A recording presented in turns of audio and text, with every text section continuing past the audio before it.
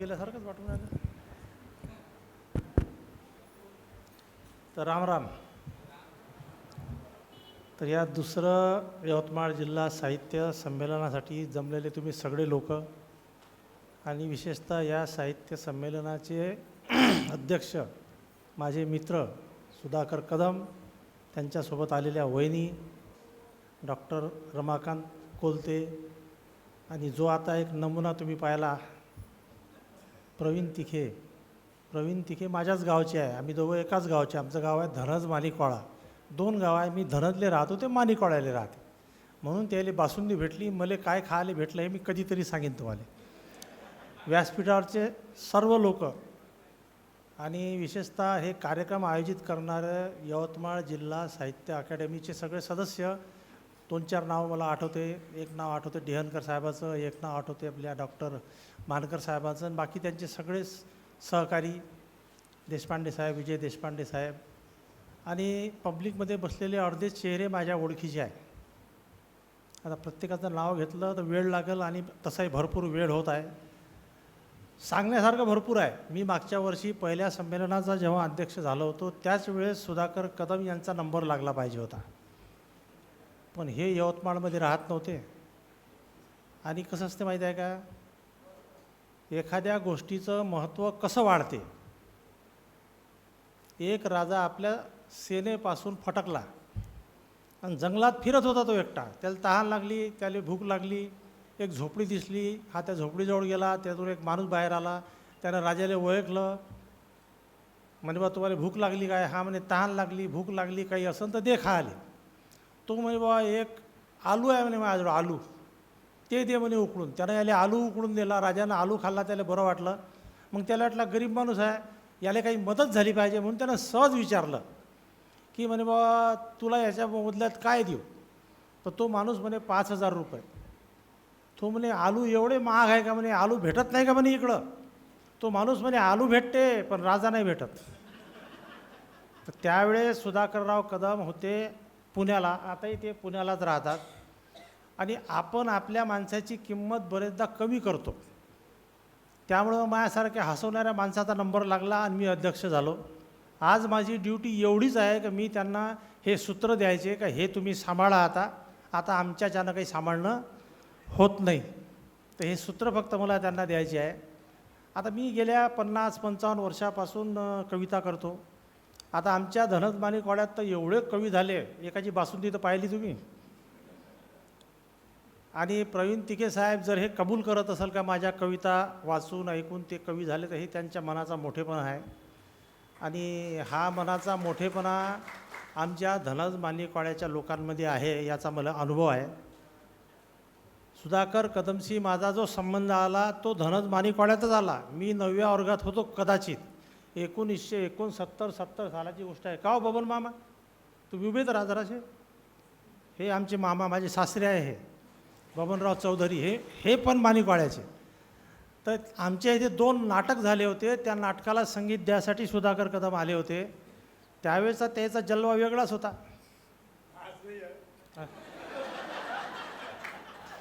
पण त्यावेळेस बिलकुल धर्मेंद्रसारखे त्याचे केस होते. आणि 2-4-5 दिवस आमच्या गावात राहिले ते. मी त्यांना आसुसल्या नजरेनं पाहत होतो का कलाकार असे असते बा. तेव्हा आपली तर व्यासपीठावर जाताना रिकामी जागा फाटाची. तर त्यावेळेस असं वाटायचं का आपल्याला ही संधी आली पाहिजे. तर हे यांच्यासोबत 1-2 मित्र होते, त्यांना पाहून आम्ही शिकलो. जसं प्रवीण मला पाहून शिकला समजा.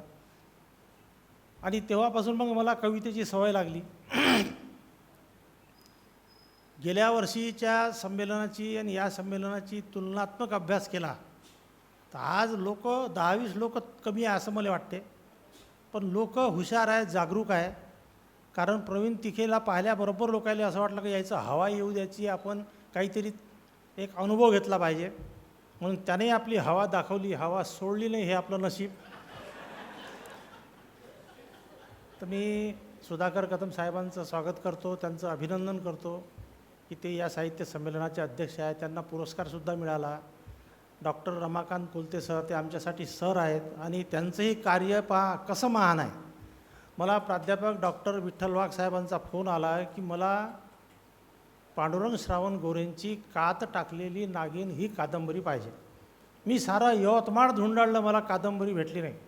मग मला कुणीतरी सांगितलं की डॉक्टर कोलते साहेबांकडे जा तुम्ही. मी गेलोही नाही, मी फक्त फोन केला. सरांनी ते कादंबरी म्हणजे त्याच्या झेरॉक्स काढून त्यांचं बाइंडिंग करून माझ्याकडे पाठवली. आठवले का सर? मग मी ती कादंबरी पाठवून दिली विठ्ठल वाघ साहेबांकडे. मग आता मी झालो भिकारी, मला पाहिजे होती वाचायला. मग मी सरांना पुन्हा फोन केला, म्हणलं बा ते तर वाघसाहेब घेऊन गेले, आता महा कसं? तर म्हणे मी मेलो काय. यांनी पुन्हा दुसरी करून माझ्याकडे पाठवली आणि माझ्यापासून ते किमान 10 ते 15 लोकांपर्यंत कादंबरी गेली. एवढं महान कार्य त्यांचं आहे आणि ज्यांच्या स्मृतीनिमित्त हा कार्यक्रम होतो त्यांच्याबद्दल तर माझ्यासारख्यानं बोलूच नाही. त्या दोघी ताई जे हे कार्यक्रम राबवत आहे त्यांना मी शुभेच्छा देतो. आणि तुम्ही जे दरवर्षी सगळे कामं धंदे सोडून या ठिकाणी हे ऐकायला येता त्याबद्दल तुमचा आभार मानला पाहिजे. आता पब्लिकमध्ये असे काही चेहरे आहे, काही चेहरे दुरून काही ओळखून येऊन राहिले. जसं मी एका गृहस्थाले बाळासाहेब गावंडे समजून राहिलो, पण ते आहे का नाही मला माहीत नाही. आहे का बाळासाहेब गावंडे इथं? नाही, मग चुकलं. म्हणजे हे आमच्या म्हातारपणाचा दोष आहे. डॉक्टर कोशटवार आहे का हो डॉक्टर साहेब?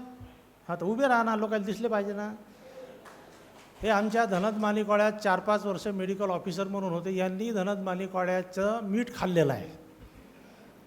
तर हे मी एका छोट्याशा गावातून आलो. माझा सन्मान तुम्ही मागच्या वर्षी केला, यंदाही केला. मी या यवतमाळ जिल्हा साहित्य अकादमीचा आभार मानतो. आणि माझं सोडा, मला तर जे बोलायचं होतं ते मी मागच्या वेळेस बोललो. आता खरी बोलण्याची संधी आणि खरा बोलण्याचा हक्क सुधाकर कदम साहेबांचा आहे. मी सुधाकरराव कदम साहेबांच्या घरी 100 वेळा तरी जेवलो.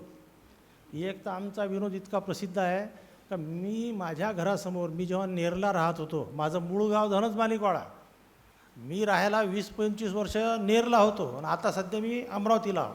म्हणजे मी ग्रामपंचायतमधून नगरपालिकेत आलो आणि तिथून आता महानगरपालिकेत गेलो.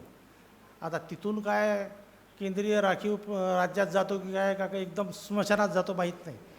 तर एक माझ्या घरासमोर नेरला एक न्हावी होता, सलूनवाला. तो म्हणे बा तुम्ही एखाद्या कार्यक्रमाला मला न्या. मग आता आर्नीचा कार्यक्रम, सुधाकर कदम आम्हाला दरवर्षी बोलावे कार्यक्रमाला. मग मी त्याला घेऊन गेलो. आता आम्ही सुधाकरच्या घरी बसलो. सुधाकर म्हणे आपण जेवण घेऊ. मग आता जेवण म्हणजे काय, ते साहित्य संमेलनाचं जेवण थोडंच होतं. ते सुधाकर कदम साहेबाच्या घरचं जेवण होतं. लावले ताटं, मग टाकल्या त्याच्यात फोडी. हा जो सलूनवाला होता, हा जो पयाला गाणी तिथून, मी याच्या मागं अरे काय झालं काय झालं. अरे बा म्हणे आपल्याला चिकनशिवाय काही जमत नाही म्हणे. त्या फोडी जरा मोठ्या होत्या, त्याला वेगळंच वाटलं. अबे म्हणलं ते चिकनच होय, आपण लहान करून घेऊ त्या फोडी. मग त्याला मी धरून आणलं आणि आम्ही याच्या घरी जेवण केलं. आणि सुधाकर कदमले मी अजून माझ्या घरचं मीठ काही चारलेलं नाही, ते केव्हा तरी मी चारून देईन त्यांना.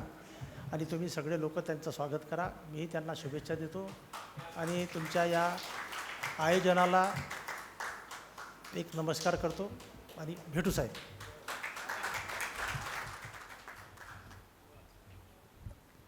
धन्यवाद सर. कर्तृत्व श्रेष्ठ असलं की माणसाचं चित्र 1-2 रेषांमध्ये स्पष्ट होतं. असेच आजचे पुरस्कार मूर्ती माननीय प्राध्यापक श्री रमाकांत कोलते सरांना मी या ठिकाणी मार्गदर्शन करण्यासाठी विनंती करते.